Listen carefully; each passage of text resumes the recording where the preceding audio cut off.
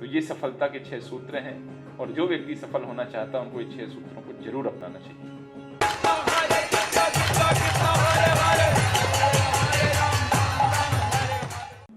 उत्साहात् निश्चयात् धैर्यात् तत्तत् कर्म प्रवर्तनात् संगत्यागात् सतो वृत्ति।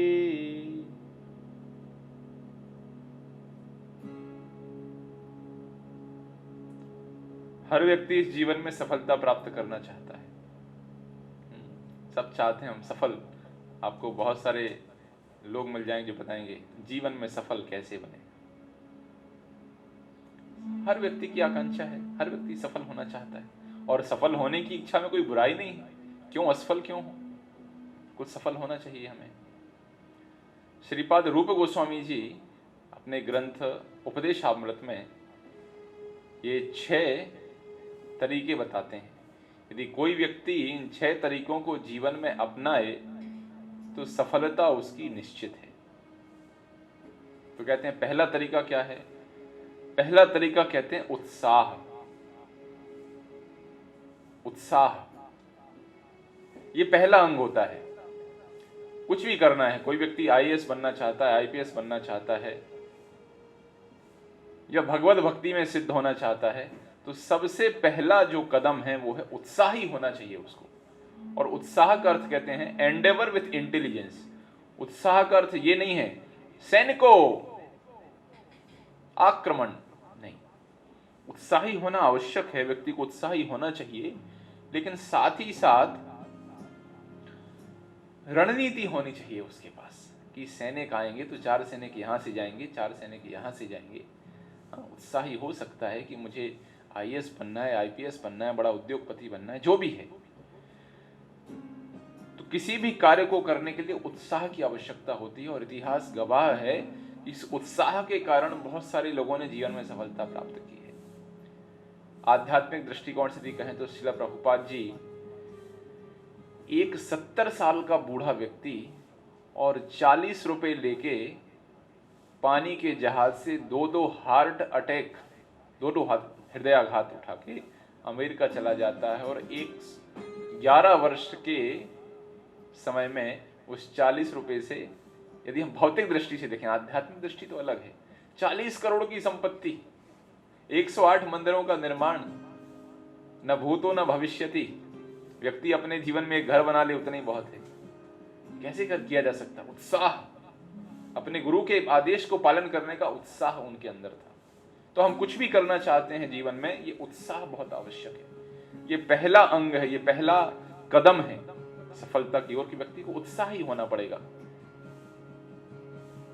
उत्साह ही नहीं है तो कैसे सफलता मिलेगी? तो सबसे पहला है उत्साह, उत्साहात। और दूसरा है निश्चयात। उत्साह है, थोड़े समय के लिए उत्साह रहता है, फिर उत्साह फिर चला जाता है। फिर उत्साह आता है, अब मैं डॉक्टर बनूंगा, फिर चला गया उत्साह। अब मैं इंजीनियर बनूंगा, फिर चला गया। अब मैं मिलेनियर बनूंगा, अब मैं बिलियनियर बनूंगा, फिर उत्साह चला गया। मैं आज से 2 घंटे बैठ के भगवान के नाम का जप करूंगा, कल फिर उत्साह चला गया। नहीं। तो उत्साह के बाद निश्चय होना चाहिए, डिटरमिनेशन। उसको कॉन्फिडेंस भी कहते हैं कई बार। इस निश्चय की जो इसका अनुवाद करते हैं निश्चय का, कॉन्फिडेंस के रूप में भी करते हैं। आत्मविश्वास हो और साथ में निश्चय भी, नहीं मैं अवश्य करूंगा। तो उत्साह हो, व्यक्ति के जीवन में निश्चय हो, लेकिन सिर्फ इन 2 से भी काम नहीं चलेगा। तीसरा है धैर्य होना आवश्यक है। हाँ, देखिए, यदि कोई स्त्री चाहती है कि उसको संतान की प्राप्ति हो तो कम से कम उसको 9 महीने इंतजार करना होगा, धैर्य रखना होगा। तब जाके 9 महीने में यदि पति की अच्छे से सेवा करेगी तो संभावना है कि उसको एक संतान की प्राप्ति होगी। और पत्नी कहे नहीं, कल ही चाहिए मुझे बच्चा, तो कैसे संभव है? तो धैर्य रखने की आवश्यकता है। हाँ, कई बार लोग प्रयास करते हैं कुछ प्राप्त करने का, एक बार में असफलता मिलती है।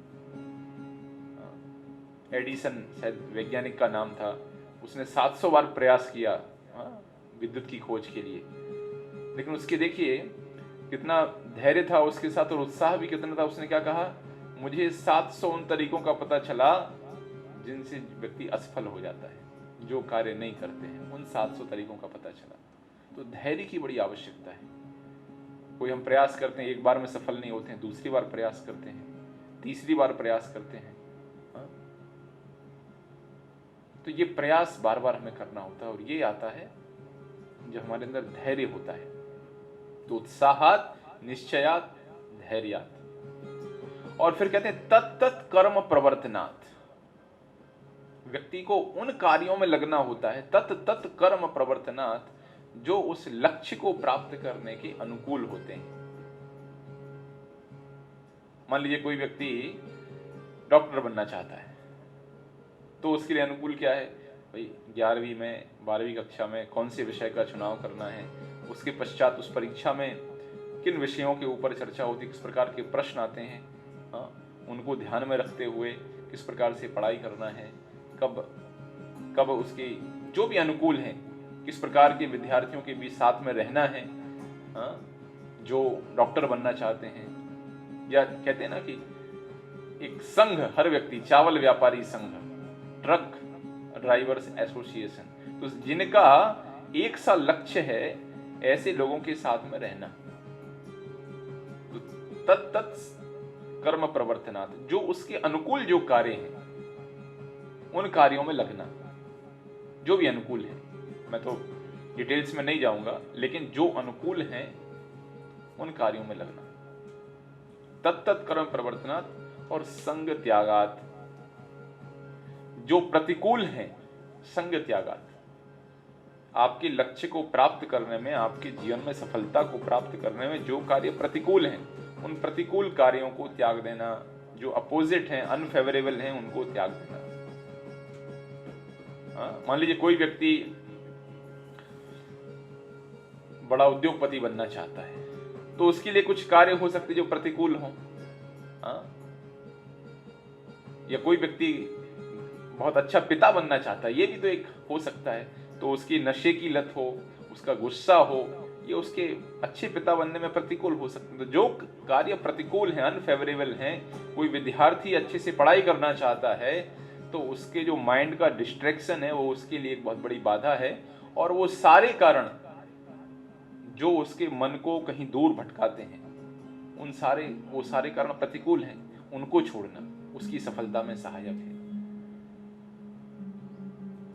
और सतोवृत्ति, छठवां अंग है सतोवृत्ति। सतोवृत्ति का अर्थ यह होता है कि उन फुटस्टेप्स को, मतलब हमारे जो पहले के लोग हुए हैं, उन्होंने जिन कदमों का पालन किया है, जिस मार्ग पे वो चले हैं, उस मार्ग को हमें अपनाना, या उनके जो निर्देश हैं, उनके निर्देशों का पालन करना, जो सफल रहे हैं पहले जीवन में। तो ये 6 अंग हैं, यदि इनको कोई अपनाए तो उसके जीवन में सफलता निश्चित है।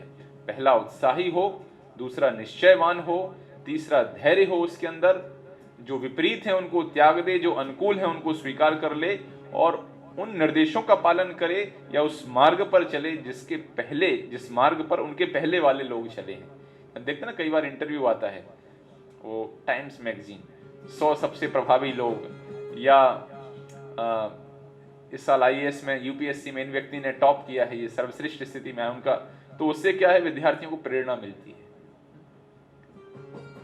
तो ये 6 सूत्र हैं, इन 6 सूत्रों को जीवन में अपनाया जाए तो जीवन में सफलता निश्चित है। लेकिन थोड़ा व्यक्ति को ठहरना चाहिए और ये विचार करना चाहिए कि जीवन में वास्तविक सफलता है क्या। ये बहुत आवश्यक है। व्यक्ति को विवेक का प्रयोग करना चाहिए और विचार करे कि सफलता है क्या।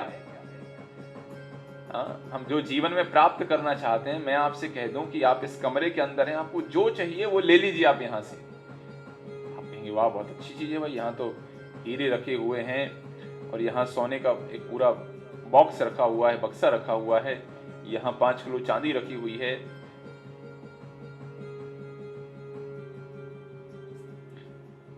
लेकिन मैं शर्त लगा दूं, जो लेना है ले लो, कमरे से बाहर लेके कुछ जा नहीं सकते। क्या होगा? आप निराशा, ठीक है मुझे कुछ नहीं चाहिए, जब मैं कुछ ले ही नहीं जा सकता तो मैं लूं क्या कमरे से। तो व्यक्ति को ये विचार करना चाहिए कि वास्तविक सफलता क्या है। एक तो भौतिक कुछ प्राप्ति है जो हम भौतिक इस संसार में करेंगे, लेकिन वो भौतिक वस्तुएं हमें मृत्यु के समय सब छोड़नी पड़ेंगी। ये इस संसार की कोरोना काल में हम देख ही रहे हैं कि कैसे युवा व्यक्ति भी मर रहे हैं। तो सफलता क्या है, इसके विषय में विचार करना चाहिए। तो वास्तविक सफलता तो वही है जो संपत्ति हमारे साथ हमेशा रहे, सदा विराजे आप में, ऐसे धन को जोड़। संग्रहित ऐसे धन को करना चाहिए जो हमेशा हमारे साथ रह सके, और वो है भगवान की भक्ति, अध्यात्म, भगवत भक्ति का ज्ञान। तो वो जीवन की वास्तविक सफलता है जब हम इन सारे सिद्धांतों का पालन करते हुए इस जीवन को शुद्ध करके और भगवत प्राप्ति कर सकें, भगवान का प्रेम प्राप्त कर सकें। वो वास्तव में जीवन की वो वास्तविक सफलता है। लेकिन ऐसा नहीं है, जो व्यक्ति जो जीवन में जीना है तो कुछ कार्य तो करना होगा और उसके लिए रोका नहीं जाता है। तो ये सफलता के 6 सूत्र हैं, और जो व्यक्ति सफल होना चाहता है उनको ये 6 सूत्रों को जरूर अपनाना चाहिए।